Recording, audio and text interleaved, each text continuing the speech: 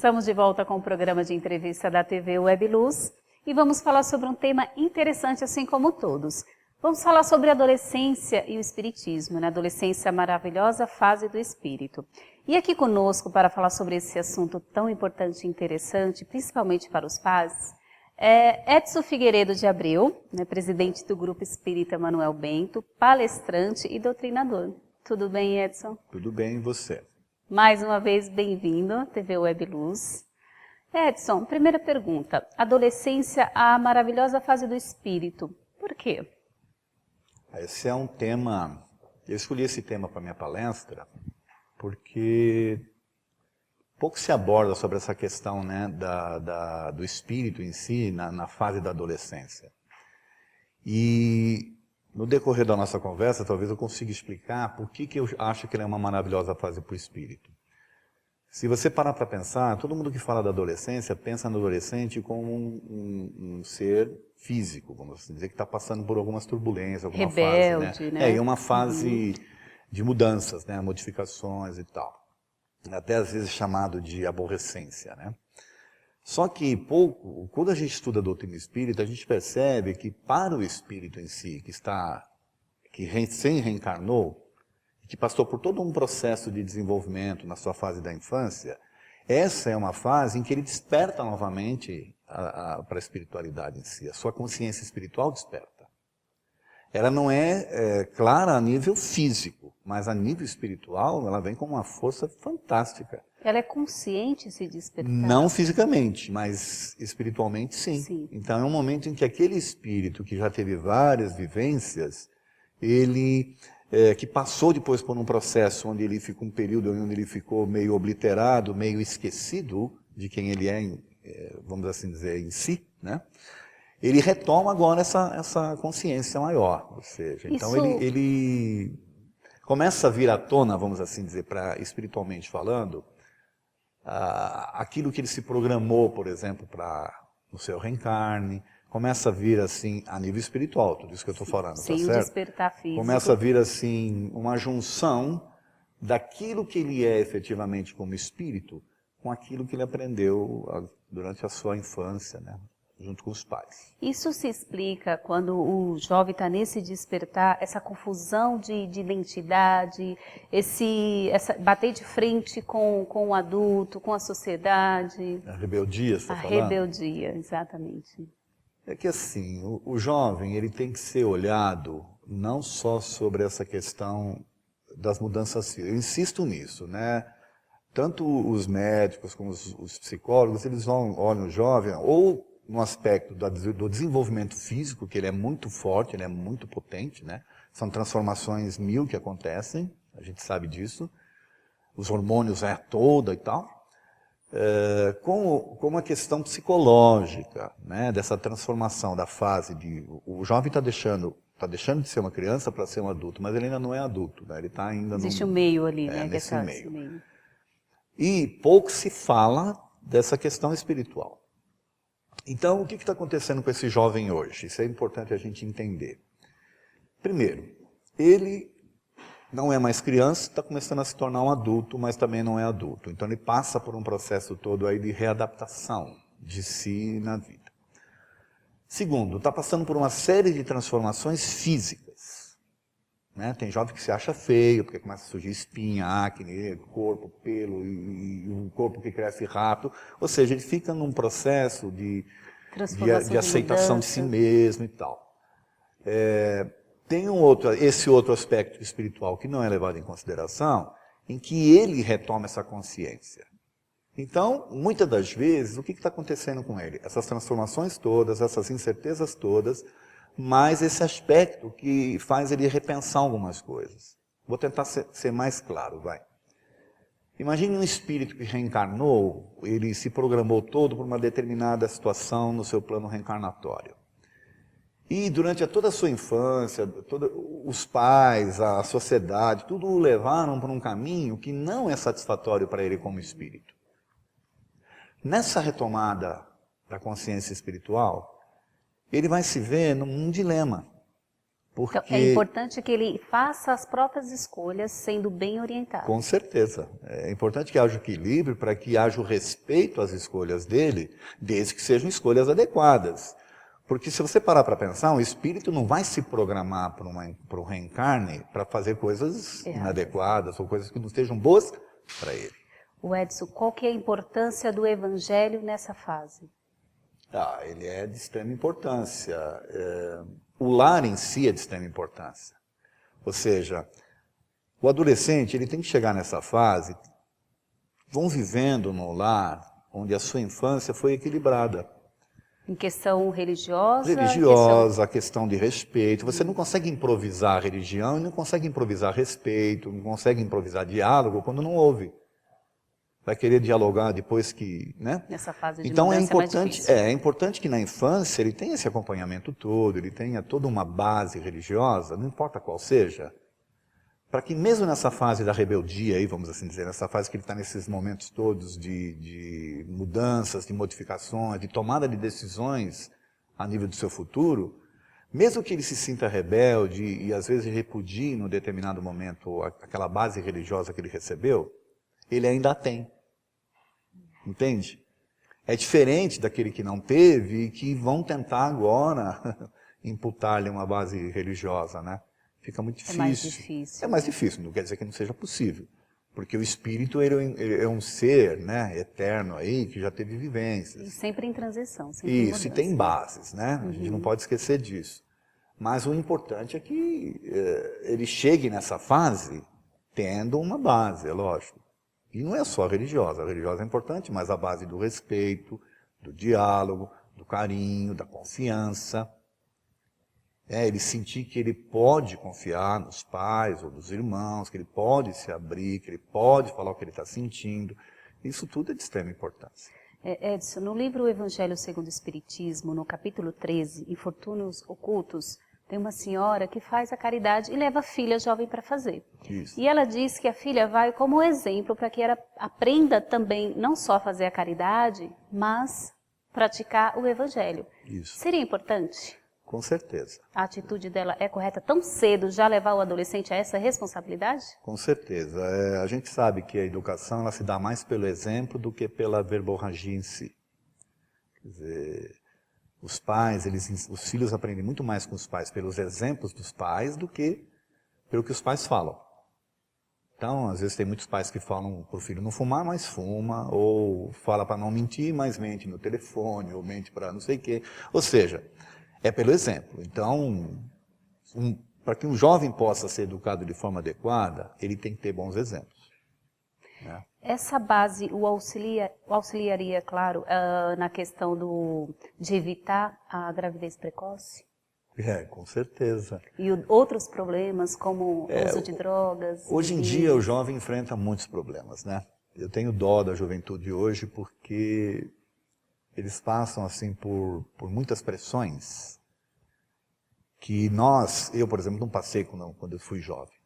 Aliás, isso é um detalhe interessante. Muitos pais esquecem que foram jovens, né? Esquecem como viveram, como foi, né? E acham que os filhos não merecem ter esse tipo de coisa. Então, é só lembrar que já foi, sabe? Lembrar como fez as coisas. Lembrar que às vezes questionava, que às vezes era rebelde e tal, mas depois acabou se equilibrando. Isso também vai acontecer. E que precisava de carinho, de atenção, claro, né? Isso vai acontecer com o jovem de hoje, né? Os pais de hoje. Porém, a gente estava falando exatamente do quê? Dessa questão dos problemas que o jovem pode enfrentar, né? Desculpe, hoje. A gente se perdeu um pouco, mas vamos voltar. Hoje o jovem sofre uma pressão muito grande da mídia. A mídia que vai imputando para ele uma série de costumes, de usos, né? Usos, costumes, roupas, isso, e gestos, sabe? Você tem que ser isso, você tem que ser aquilo, você tem que ter isso, você tem que ter aquilo. Ou seja, então ele é bombardeado, na verdade, o jovem, pela mídia. E essa mídia o usa, na verdade, para o consumo. Ela não está preocupada com a educação dele, se ele vai ser bom para ele, se não vai. Ela está preocupada que ele consuma. Tá certo? Então está sempre lançando coisa nova, sempre se incentivando o jovem a buscar. O outro problema é o excesso de informação, coisa que nós não tínhamos na nossa época. Então a informação chega para o jovem de uma forma muito fácil e de muitos caminhos, muitos meios diferentes e caminhos diferentes. E nem sempre ele vai saber escolher e saber o que é certo, o que é bom para ele, nesse âmbito da informação. Além dessa questão da informação em excesso, tem o problema, por exemplo, da mídia digital, né? O jovem hoje com videogame, com o WhatsApp, com essa coisa do Facebook, essa comunicação digital em si, está fazendo com que o jovem ele não tenha mais aquele diálogo, né?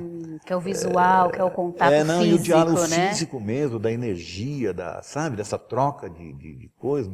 Porque quando você conversa com uma pessoa, não é só o diálogo, é toda uma energia, tem todo um contato. Uma né? troca de informação. É uma troca de fluidos, uma troca de uma série de coisas, tá certo? E está perdendo isso, a comunicação está sendo muito truncada,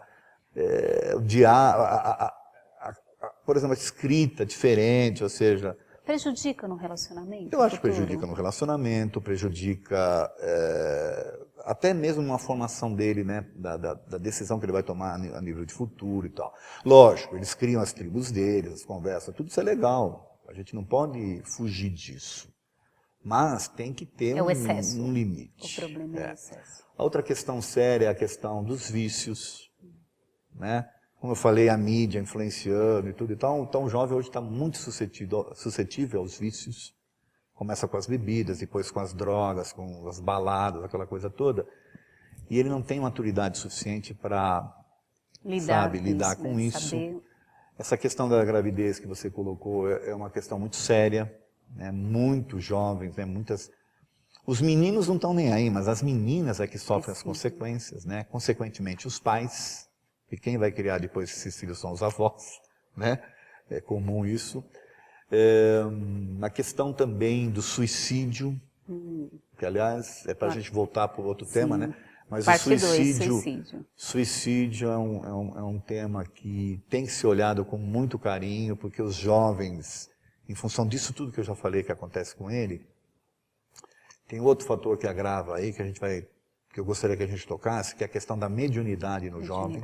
Podemos falar sobre essa questão. Tá? A gente pode falar daqui a um pouco, mas o jovem hoje ele sofre uma influência muito grande e o número de jovens que têm cometido suicídio aumentou demais. Jovens mesmo, entre 14 e até os 20 e poucos anos de idade, tá? Têm cometido suicídio. Vamos falar, nosso tempo é muito curto, assunto super interessante, a questão da mediunidade na adolescência. Como lidar com isso? Como a família lidar com essa questão, o que buscar, onde buscar ajuda?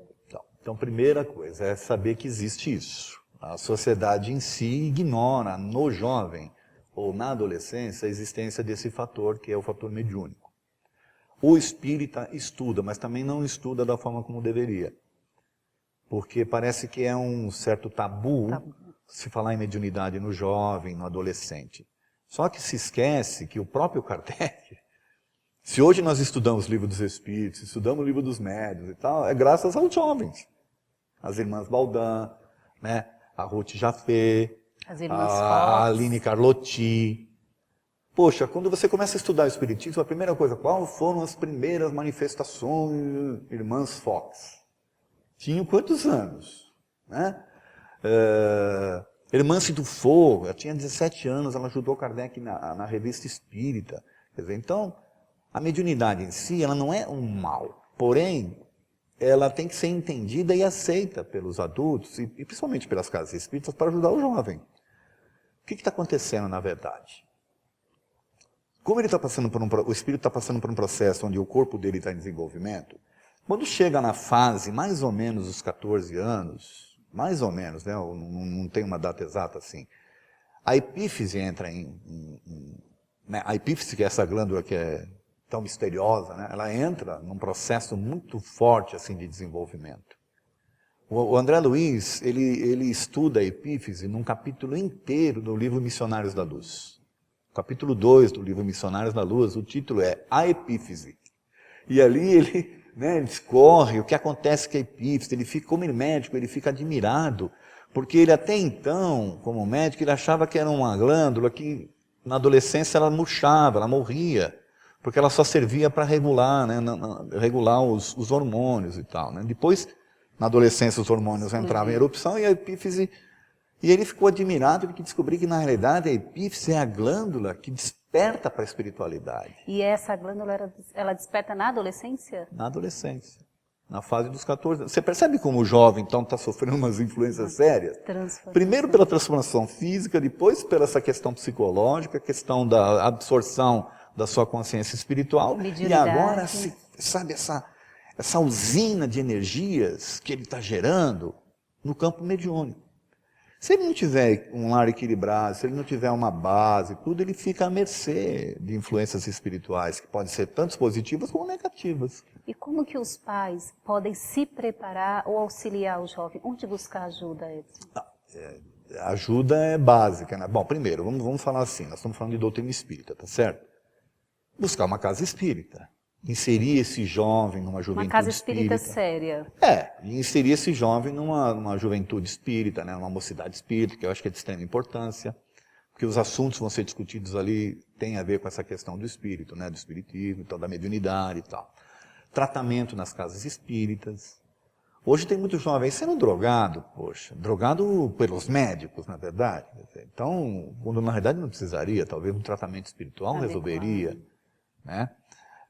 E não achar que a mediunidade é o fim do mundo, porque às vezes ela desperta nesse momento aqui essa usina de energias que o jovem está gerando, e depois ela se equilibra. Não quer dizer que lá na frente ele vai ter uma mediunidade de tarefa, que ele vai ter que trabalhar com essa mediunidade, tá certo? É o desenvolvimento da mediunidade, o despertar, porém que precisa de um controle. Não necessariamente que o jovem tenha que ser um médium e trabalhar mediunicamente. Só precisa saber que existe, que há, ou reconhecer que isso faz parte, né?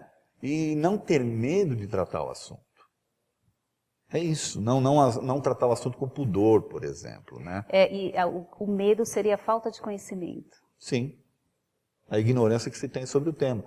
Por isso que eu falo que a adolescência é uma maravilhosa fase do espírito. Não quer dizer que a nível físico, muita gente vai achar que a adolescência é ruim. Mas para o espírito que reencarnou, ele se programou todo, ele criou toda uma expectativa, né? Aí ele ficou 12, 13 anos preso a um corpo ali, aprendendo tudo novamente, e de repente, nessa fase, ele retoma a sua consciência espiritual. Poxa, isso é maravilhoso para o espírito, entende?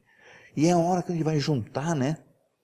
Tudo que ele tem de base com o que ele aprendeu com os pais, com o que ele se programou também, para seguir com o seu futuro. Ou seja, é uma base que vai auxiliá-lo nas decisões futuras. Isso. Para que assim, ele se torne um jovem melhor, talvez. E aí eu queria chamar a atenção para uma coisa interessante.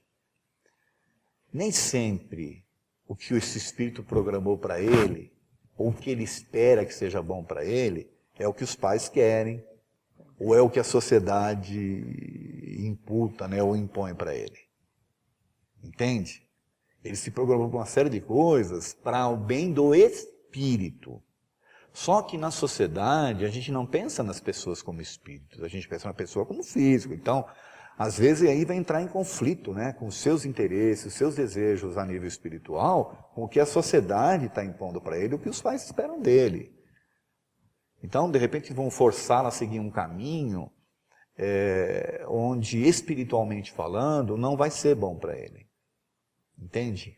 E entender que o jovem tem a capacidade de fazer suas escolhas? Sim. É importante isso? E ajudá-lo nisso. Deixar que ele opine realmente e que ele exponha as suas necessidades, sabe? Pode ser as mais tolas para os pais. Aliás, os pais sempre acham que né, são tolas. Mas, na verdade, talvez é uma coisa dele. E ajudá-lo a encontrar o caminho adequado, sabe? É isso que os pais têm que pensar. É respeitar, porque ele também toma decisões. Ele é um espírito. E às vezes, desculpe, mas às vezes ele é até mais sábio e preparado que os próprios pais.